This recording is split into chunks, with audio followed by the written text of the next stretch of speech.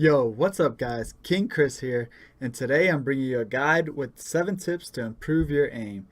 Now, if you're watching this video, you're most likely new to Overwatch or FPS games in general, or maybe you're coming over from a console and you're not used to using a mouse and a keyboard to aim. So this guide's going to give you some of the most basic things that you should be doing right, which are absolutely essential to setting a good foundation to build your aim on. Some of these things are going to be done outside the game as well as inside the game, and there's also going to be some things that you can do inside the game for practice other than just playing. Because if you ask a lot of the top players, you go to their streams and you're watching them, you ask them, hey, how can I get better? A lot of the guys are just saying super basic things like, oh, just play the game. Oh, it's not hard. What do you mean? Just click and shoot. So there's some things that you should absolutely be doing to improve your aim and to help you get faster. Good practice will be something that I recommend that you guys use to get better at aiming instead of just playing the game. And I'll show you exactly how I practice without actually just having to play the game over and over. Playing the game ultimately will make your aim better, but I think there is a faster way, and that's going to be something that I share with you guys in this video. So stick around. There's one tip that is absolutely essential. I feel like a lot of people don't do this right, and I guarantee you if you use this tip that I'm going to share with you later, your aim will drastically improve. It's not going to happen just immediately, but I guarantee you, over the course of maybe 2-3 weeks, you're going to see that your aim is improving, your tracking is improving, and it's just going to feel better for you overall. Alright, the first tip I have for you is going to be outside the game. We're going to go into the Windows settings, and we're going to find the mouse control panel. We're going to go in there, you're going to go to pointer options, and we're going to turn off enhanced pointer precision. Now what that is mouse acceleration. So essentially when I move my mouse across my screen here at a slow speed, it moves a defined distance. But if I move my mouse very quickly across my screen, it's going to move a greater distance if you have mouse acceleration on. So you want to make sure that you have that off, because you want to have a consistent distance regardless of the speed that you're flicking your mouse. So that's something that your muscle memory will develop over time. You'll know exactly how much you're flicking when you're moving your mouse, regardless of how fast or how slow you're doing it. So this is essential, and if your sensitivity in Windows isn't already set to the 6th notch here, which is pretty much what everybody uses, the most default basic setting, then I recommend switching that back to that. Alright, the second tip I have for you guys is also going to be outside the game, and for me, since I have a Death Adder, a Razer Death Adder mouse, I have Razer Synapse, which is their software for their mouse. Now, you may have to Google your mouse and find the drivers or the software suite that your mouse uses to control its DPI. Some mice have a little button on them that they can switch between certain settings. So let's say your mouse has 400, 800, and 1600. You may be able to press a button to switch between those DPI. In Razer Synapse, you can actually change it here by just sliding this, and it'll change it in increments of 100. So essentially, your DPI is the number of dots per inch of mouse movement. So when I move my mouse across my screen here, it's going to move it at, let's say, 800 dots per inch. So when I move it 1 inch, it's going to track and move it 800 dots. Let's say I want to raise this up to 1600. It's going to feel a lot faster to me because it's moving twice the distance in the same inch. So a lot of people that have played other shooters typically will play on 400 DPI, 800 DPI, 1600, and sometimes people go a little bit higher, but I would say for the most part you may want to try 400, 800, 1600. Those are good kind of starting points, and it may just come down to preference on how you want your mouse to feel when you're in Windows here. So 1600, this is pretty quick. I use 800. I like the way 800 feels, but I could use 1600 as well. This doesn't feel too bad to me. I've just always used 800 from CSGO and other shooters, so I'm not going to change that because my muscle memory has developed itself with 800. But if you've been used to 400, you can use that. If you want to try a little higher, you can. That's perfectly fine. So once that's set, you're good to go. You can see here the acceleration is off in my software, and I have the polling rate set to 1000. So that's just the rate that your device communicates.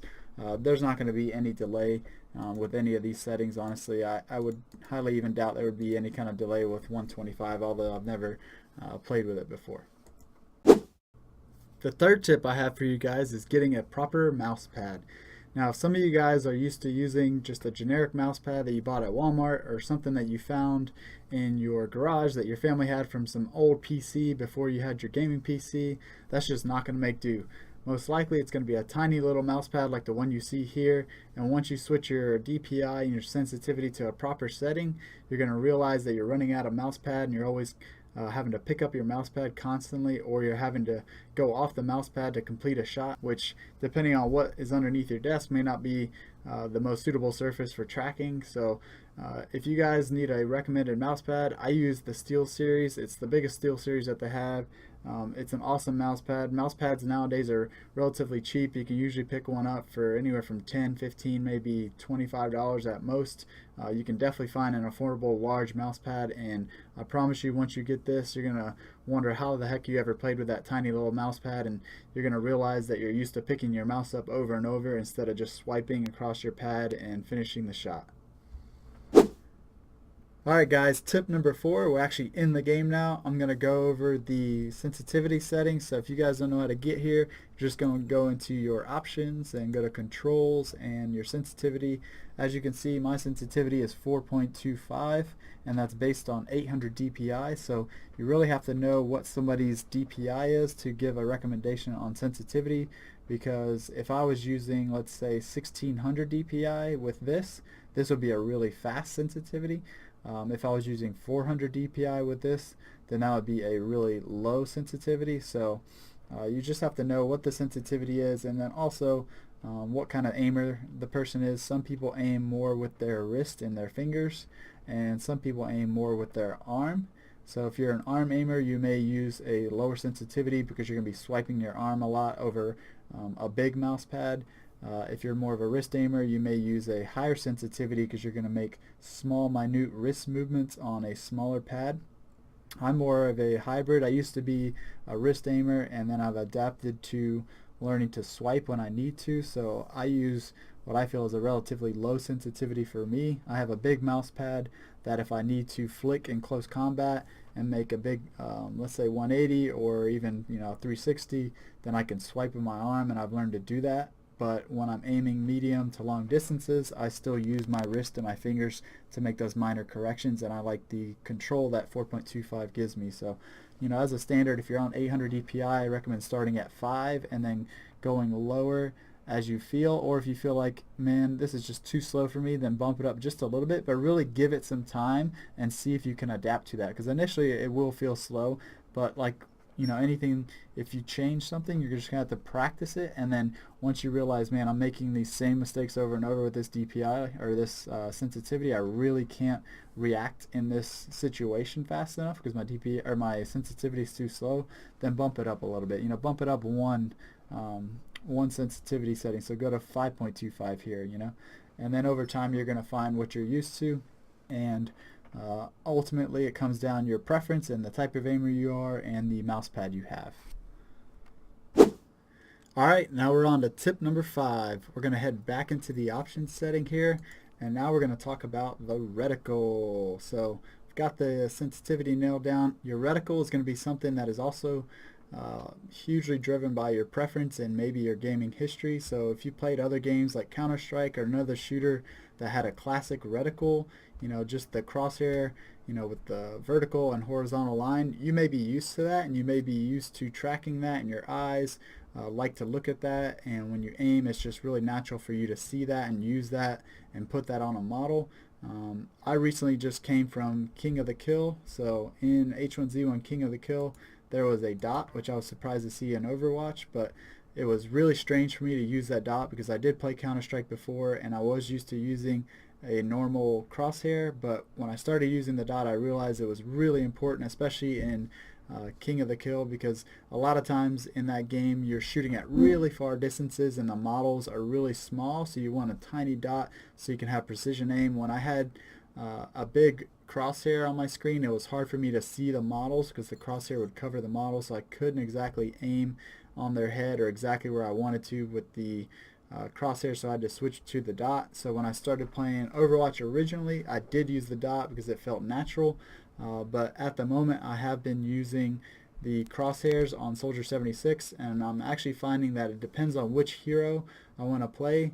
It determines on which reticle I want to use. So on Soldier, I will use the short crosshairs, and then on characters that have a tendency to really have super precise aiming. Not that Soldier doesn't, but let's say McCree I like to use the dot on, because all I want to see is the dot on somebody's head.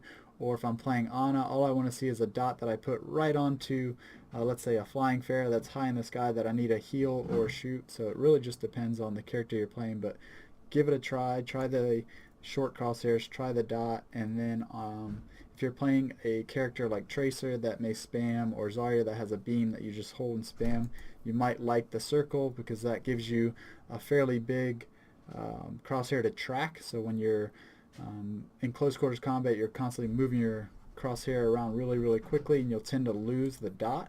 But if you have a circle, it's easy to see, and I feel comfortable using that. And I just go with a green color because it's pretty standard. Some people like the red, but for me, green works. So try out different colors, but that shouldn't be that big of a deal unless you're using something like black that may be hard to see in shadows or backgrounds. Here we go, guys. Tip number 6. Now this is kind of my bread and butter on what I use to actually train and practice my aim other than playing. Playing will definitely help you, but if you really want to get used to a sensitivity that you just switched to, or if you want to use this as a warm-up tool or an additional training method to just playing the game, I really like this method. So you're going to go into play, go to arcade. We're going to basically be creating a custom aim game, and it's just going to be you solo versus a team of bots, and I'll show you exactly what I do. So I'll add some AI. I'll go down to Ana. Ana's got a tiny hitbox. I like to play against Ana's just because it's a healer that you'll be targeting a lot. She can move around, she can sleep you, do various things, so it's kind of fun to play against a bunch of Anas on the other team.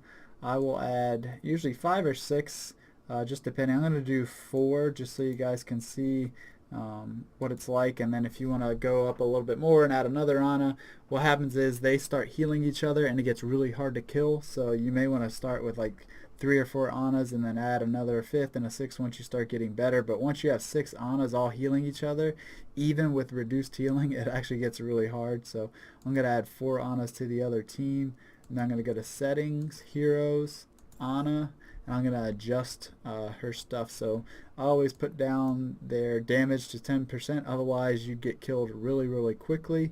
And then you can just change the actually not the healing, or not the damage received, the healing received. There we go. So this will help you too.